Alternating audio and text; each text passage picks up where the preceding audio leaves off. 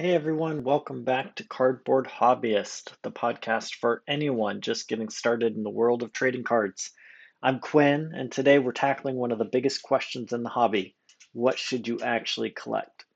If you're new to sports cards, Pokemon, One Piece, or any cardboard collecting, it's easy to get overwhelmed. Vintage or modern cards, raw or graded, which players, teams, or characters actually hold value. Today, we'll break it all down so you can collect with confidence.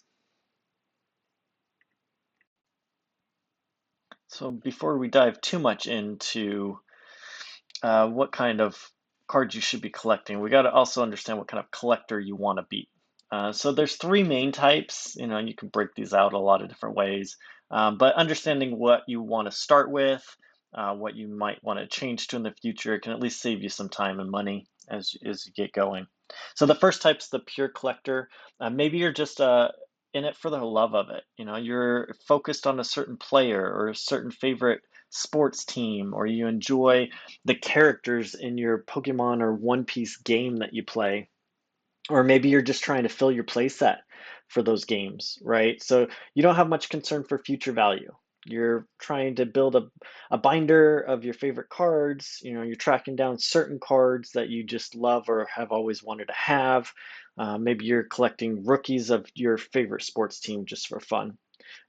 You're probably less worried about condition of the card. I mean, you want a nice card, but you don't necessarily need the perfect card. And in that same respect, you may have money you want to put into your hobby, and maybe you don't. So you might look at raw cards if you want to spend a little less, but still get those collector cards that you're looking for. Or you have some money and you want those graded ones because they're going to go up on your wall and you love to look at them.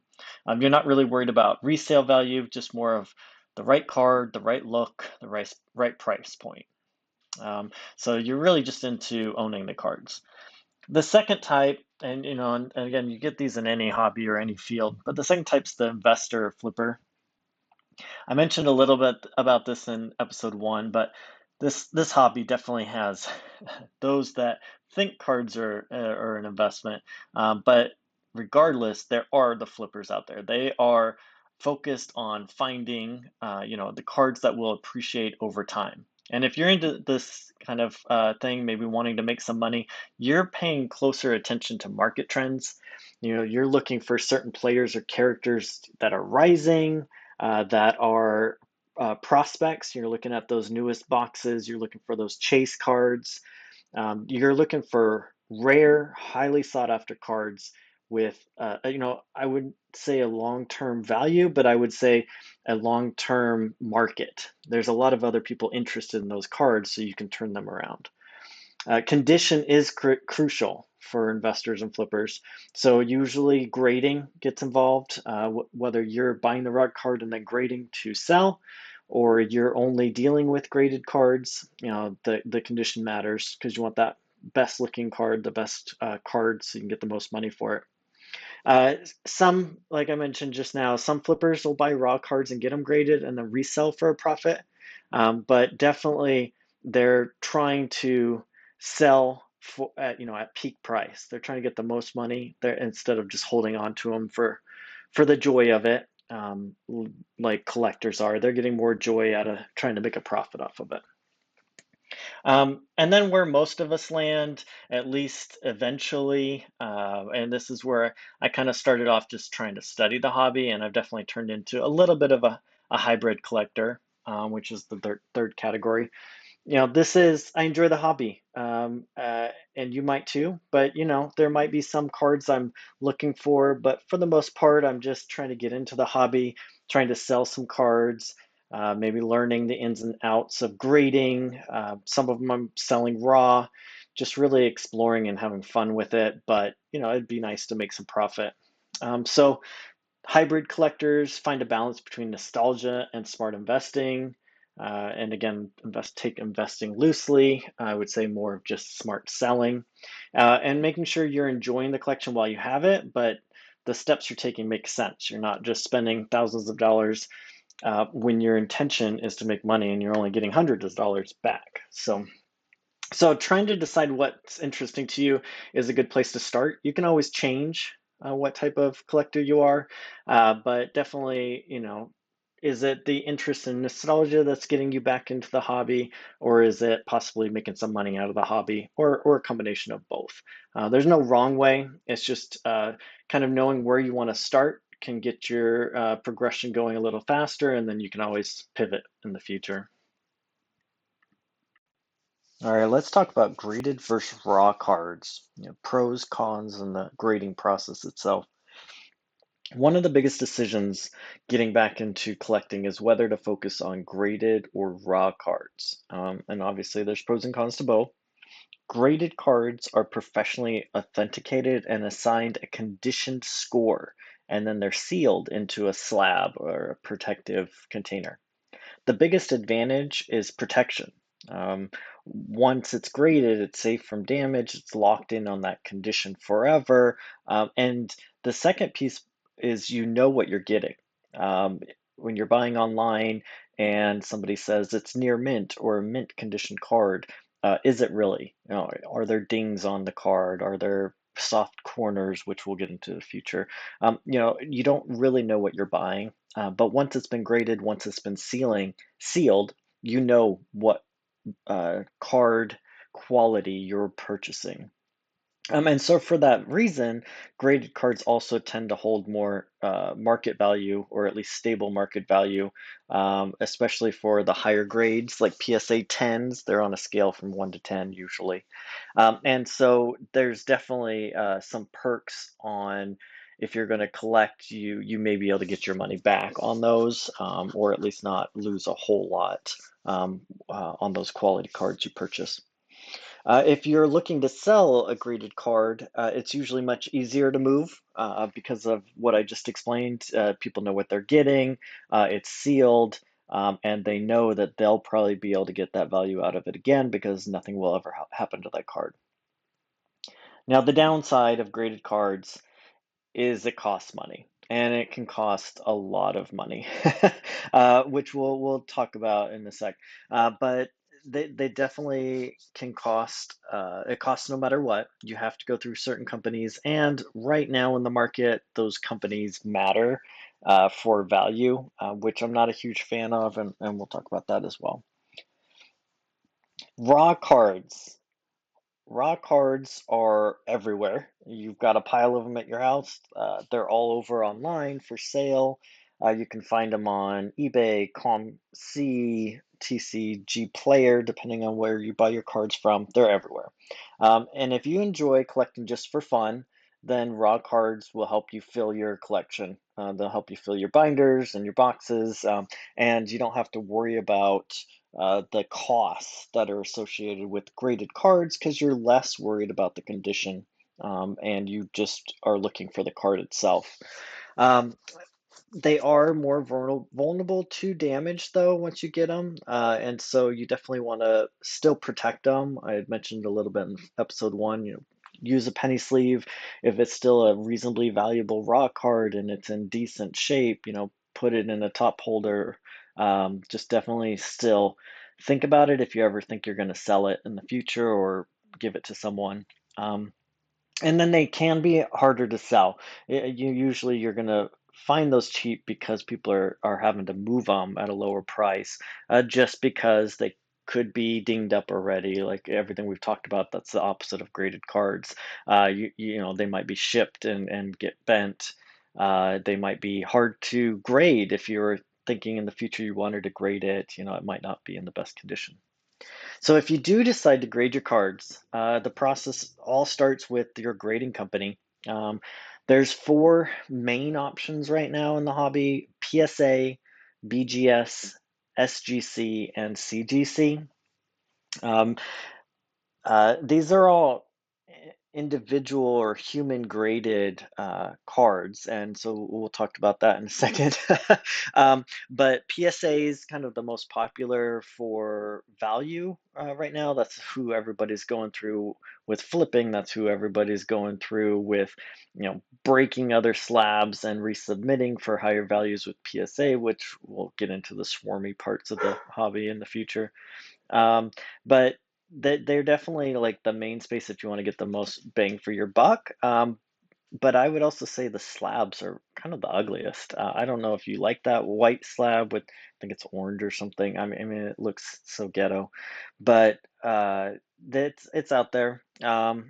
And of obviously the cost of grading depends on the company, how fast you want that turnaround to be, how much that card is worth. Yes, sometimes that value you pay it goes up if you get a higher grade or the card is worth more, which seems kind of sketch as well. But for the range of fees is anywhere from like $15 to possibly over $100 a card. You can submit through your local card shop sometimes if they do, some group submissions. I think GameStop's now submitting through PSA. There's definitely ways to submit of one or two cards, but if you decide to get into it more for grading, you definitely want to subscribe to your own account with the grading companies and you get some discounts in that too. It can also take months to get your graded cards back. Hopefully, a handful of weeks, but they get backed up. Lots of submissions. It's all done by humans, and so there's definitely some bottlenecks here and there. But when you get it back, you like I said, it's protected. You can be able to sell it if you want, and the buyer will know the quality and that it'll be protected, and they don't have to worry about that. So, but you also might like the look of it. If you're a collector, you might want to get graded as well, maybe with a grader that you like their slabs. The one I'm really liking the look of is Tag, TAG.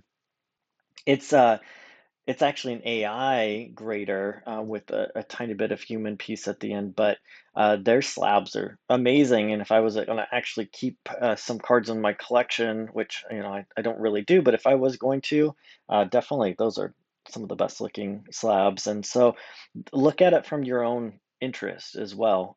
They don't sell as fast because everybody likes their PSA value, but it's less subjective. The slabs are amazing, and I think it's definitely the future of the hobby. So look at some of those other options out there if you want to collect something that's great looking. But so in summary, grading is a great option to protect high value cards, but it's not always necessary. It just depends on if you're collecting for fun or you're looking for a look or value. But you can get started very easily and much cheaper going with the raw cards route. So another major decision in collecting is whether you want to focus on vintage or modern cards. They're very different markets. They definitely both have their uh, community and audience and collectors, and some like to step on both worlds. I actually enjoy all of cardboard, so both worlds are great for me, but they definitely have different resale value and styles and everything else that comes with the change in time. So vintage cards, we're just going to use, that has a ton of definitions, but we're just going to use anything pre 2000. They tend to hold long-term value for the really big hits just because there's so few of those cards, and this is excluding those junk wax eras, but even then there's some cards that have held their value, like King Griffey Juniors and that. But you know, pre junk wax era for sports cards, the early Pokemon editions, those are scarce, and that's where the value comes in. So they're not printed anymore. Once they're gone, they're gone. Once they're collected, and they're not out in the market anymore. So. Some couple well-known vintage cards, just to give you an idea, would be like a Michael Jordan rookie card or a Shadowless Charizard Pokemon card. These are Grail pieces. Even if they're not in perfect condition, those cards are going to be worth some money. And then on the flip side, vintage has some nostalgia. That's a big factor in collecting. I know that's why I got back in, was finding my old PC from a child. um, those are the names I knew back when I was paying attention to sports and some of the characters I was into with Marvel and things like that. So there's definitely just that history with it, that connection with those vintage cards and characters and players, that can make it fun for collecting. But Definitely the downside is condition. A lot of these cards aren't going to be in pristine condition. If you're wanting to grade them for your collection or to resell, sometimes those higher grades can be difficult. Um, uh, and those high prices are going for lower grade copies. So if you're wanting to put one in your collection and you're only able to get let's say a PSA 6 or 8, that's probably pretty good for some of those older cards, versus being able to get a 9 or 10 in modern cards, due to the quality and time that those cards have been out there. So speaking of that, going into modern cards, those are, obviously widely available. They're constantly changing.